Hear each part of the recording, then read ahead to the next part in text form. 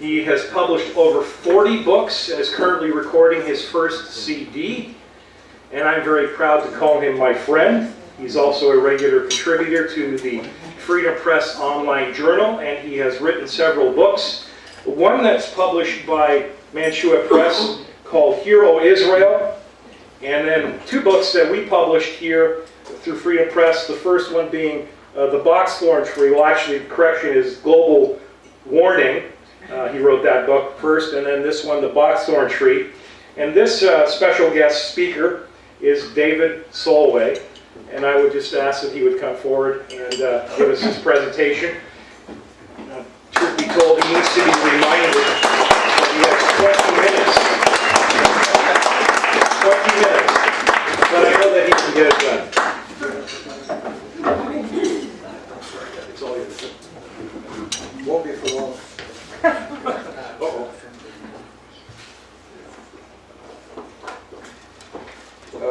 Tristan mentioned, thanks Tristan, mentioned that I would be giving a presentation, and that would have been true a couple hours ago. I had prepared something that I wanted to, well, discuss with you or to bring to your attention, and that had to do with the relation between poetry and politics, and I was going to focus to a certain extent on W.B. Yeats, Winston U. Auden, who wrote prolifically in their poetry about politics, and of course the Israeli poet Dov Ben-Zemir. But after thinking about it and listening to the cornucopia of wisdom, and I mean that seriously, not satirically, that we heard this morning, I changed my mind. And I find myself in the usual position that I generally am in, which is being behind a podium, not knowing what I'm going to talk about until the very last moment. And that's okay. The problem is that if you still don't know what you're going to talk about after you're behind the podium, then you have a problem. But before I start, I'm thinking fast. I'd like to make a comment on, just a brief comment on something that was said earlier. Mark, you were talking about Jewish navel-gazing. I'm Jewish, of course, and I don't gaze at my navel much. But I know that in the history of Judaism, you're absolutely right, and it's just not a question of gazing at one's navel. It's a question of being what I call righteously timid, and that is an aspect of the history of our people that has cost us very, very dearly over the course of time. I was thinking of probably a very interesting, intelligent, educated, highly enlightened man, Rabbi Sachs, who was the chief rabbi in the UK until I think recently he's retired. And he said something that so many Jews have said over the course of time, and especially in the 30s in Europe: don't rock the boat. It's the so-called shah still philosophy. Shh, don't say anything. Maybe they won't notice us. Well, they always notice you. Anti-Semitism is in the DNA of the human race. They will always notice you. But the thing is, this phrase, don't rock the boat. The boat is riddled with leaks and irretrievably sinking, and people are saying, don't rock the boat. I don't understand the wisdom of that. It's more than navel-gazing, I'm afraid. It's, I think, a kind of fear, a kind of terror that has been inbred over 3,000 or 4,000 years.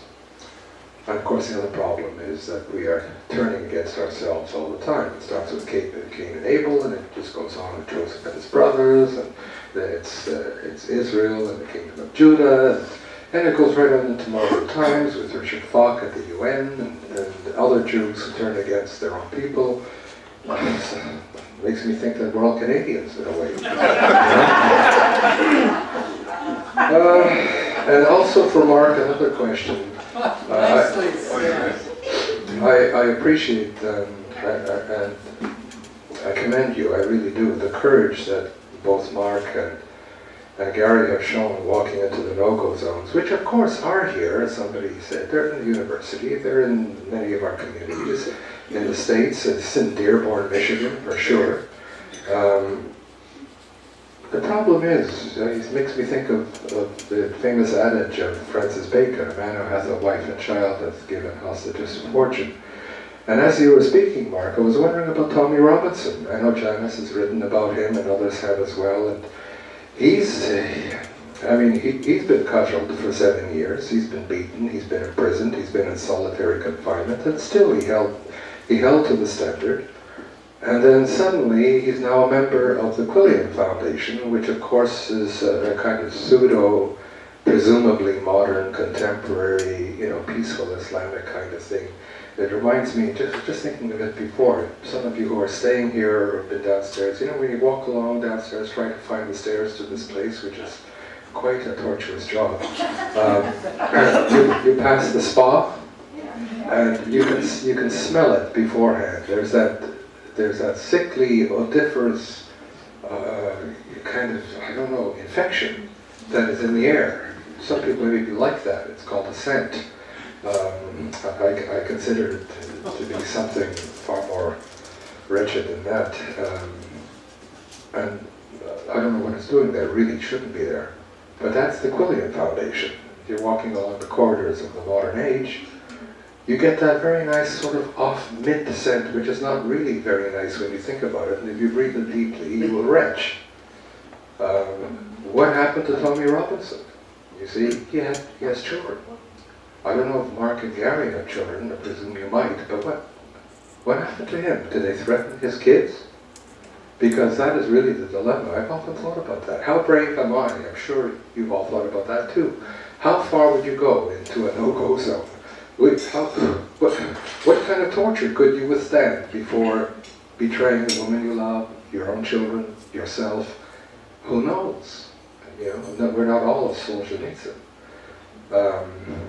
I can't answer that question for myself, and I figure, I have kids, they're all grown up now, but I'm thinking back when they were very young, and if I were threatened in the way that Mark has been threatened, and Gary has been threatened, and I'm sure Tommy Robinson has been threatened, I'm not sure that I would join the Quilliam Foundation. I'm not sure. I would hope that I wouldn't, but I can't guarantee it. So, Mark and Gary, I wish you all the best. And there's going to be tremendous pressure in the future on you. If you have kids, send them away somewhere. Well, so I've already used up part of my time. I was thinking this morning as I was listening also to Ricardo, and they're all great talks. My friend Teddy's talk, who, after I corrected Tristan's pronunciation, Teddy's name is Teddy's surname, which is Paul, not Polly. Teddy goes and refers to me as David Solway. I don't need the extra syllable in the middle. It's curious. That's how you get paid back. Anyway, listening to everything that was going on this morning, it suddenly occurred to me that what is the difference between a crucifixion and a circumcision? In a crucifixion, they throw away the whole Jew. That I think is the issue. Listening to everything that went on this morning, and of course after 9/11, I began to feel I was never Jewish before 9/11. After 9/11, I began to reconsider my roots. I began to feel that the world was once again moving towards throwing me away completely. And as time went on, I began to realize, I wrote an article for Front Page Magazine with the title, "We Are All Jews." It's not just a question of throwing the whole Jew away, but as we know what's going on in the Middle East today, throwing the whole Christian away, and for all we know, throwing the entire disbelieving community away in the West. It's a radical crucifixion cum circumcision that is going on today. And I'm not even sure how to fight it, except to keep writing, and I'm not even sure if how effective that's going to be. Everybody, what Ricardo was talking about, if I can comment on his magisterial presentation, on the erosion of the European ethnic heritage in the West that we see going on all around us today, and which is gathering momentum as we speak. Yeah, this is certainly the great problem for the West. It's really, in a sense, a subset of what we normally call our Judeo-Christian roots. But that got me thinking again. It's not just Judeo-Christian, it's Judeo-Hellenico-Christian. We have a kind of a triptych origin. And what is being gradually eroded is Greek rationality, Jewish belief and passion, and Christian dedication. All that is what is going because of, not just of our native populations, the criminal element in the native populations, not just because of our leftist, politically correct politicians, media, academy. The academy is the worst. In fact, modern academy reminds me of the German universities in the 30s. I don't think there's much difference. They're so corrupt that if I could have my way, and if I had the power of George Soros many times over, I would eliminate every humanities department in the Western world.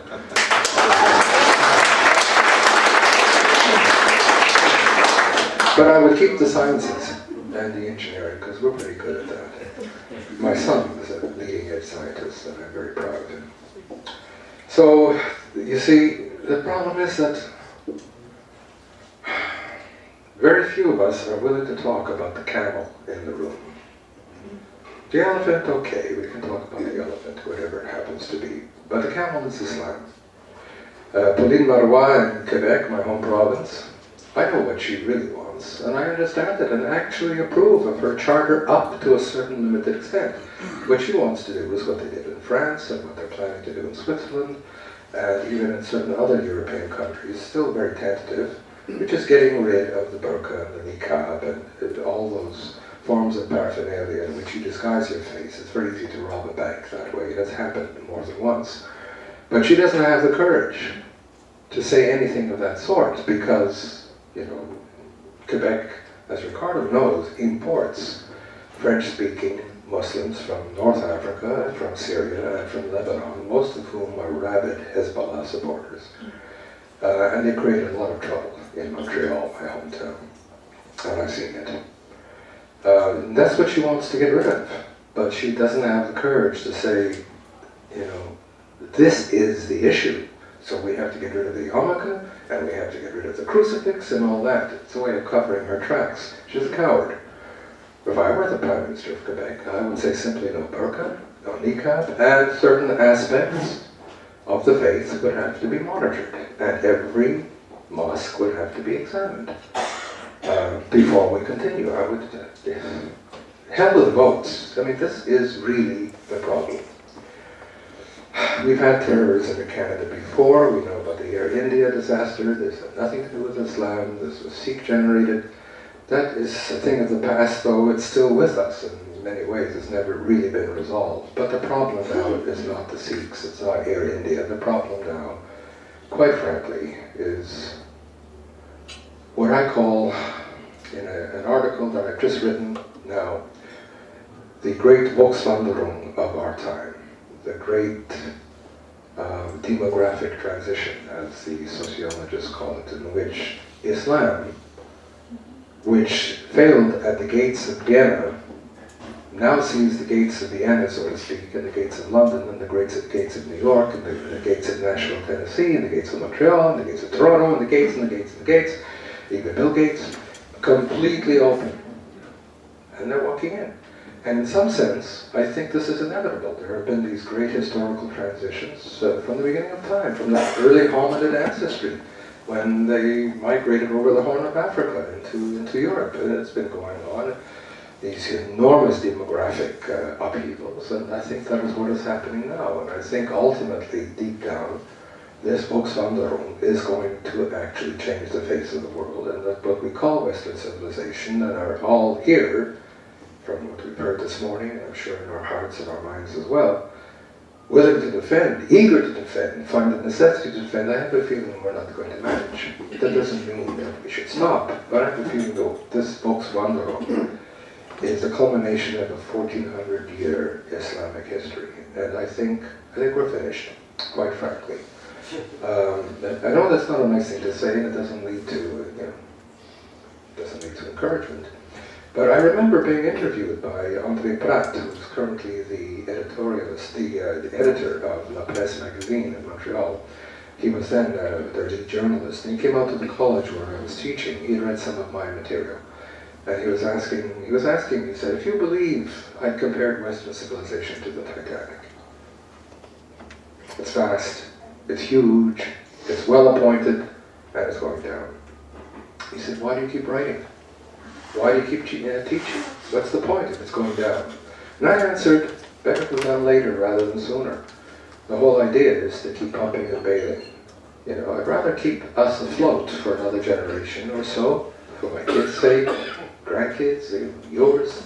But ultimately, the game, I think, is over. I think what we're doing is a rearguard action to keep us here and our kids here for as long as we can, before the curtain comes down on the fifth act of this play. Now, how much time do I have left? Because I haven't even gotten into my notes. 6 minutes?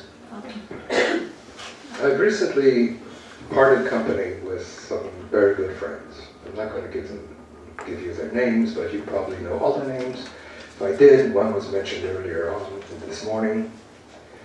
All of whom have made this distinction between the extremist and the moderate Muslim. Now we know that Erdogan in Turkey said that there is no distinction. It's all one. It's all Islam. So is Chaudhary in England, the head of the Mujahideen, whatever they call themselves. The classification between the radical and the moderate does not exist in Islam. He said, I believe, I have Islamic friends, this is the issue.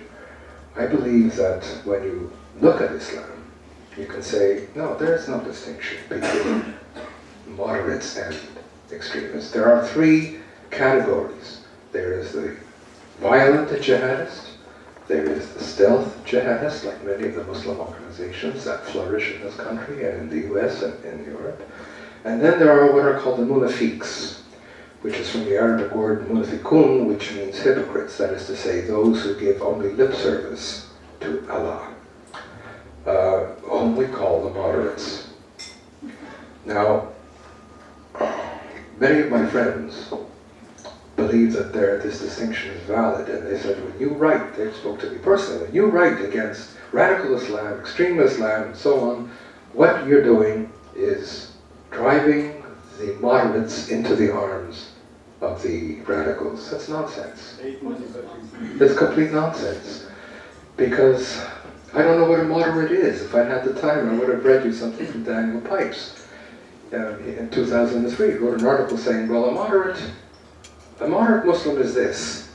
He believes that in the country in which he's settled, he must respect the majority religion, whether it's Christianity or white Judaism, if it's England. He must be anti-jihad, he must be anti-Sharia, he must allow his daughter to marry outside of the faith, he must feel that, it goes on that way. And he must also, approve of the redaction of certain aspects of the Quran. And why not the Hadith and the Sunnah and the 5 schools of jurisprudence and so on, And I was thinking, well, if a moderate Muslim did that and followed Daniel Pipes' prescription, he wouldn't be a Muslim anymore. He'd be maybe an ideal or model citizen, probably better than most of us, but he would not be a Muslim, you see.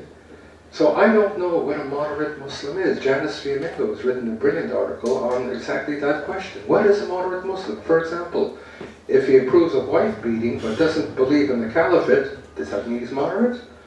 Or if he approves of, of the Judeo-Christian culture, but at the same time feels that he must stone the homosexuals to death, does that mean he's a moderate?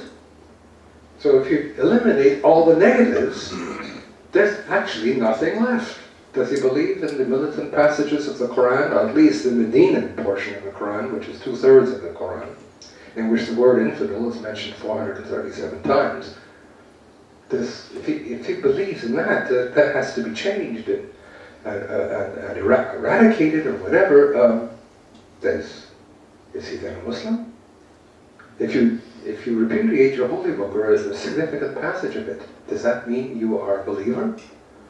You see, we don't know, good now, I wanted to do a lot more of it. We don't know what we mean by the term moderate Muslim. We don't know what we mean.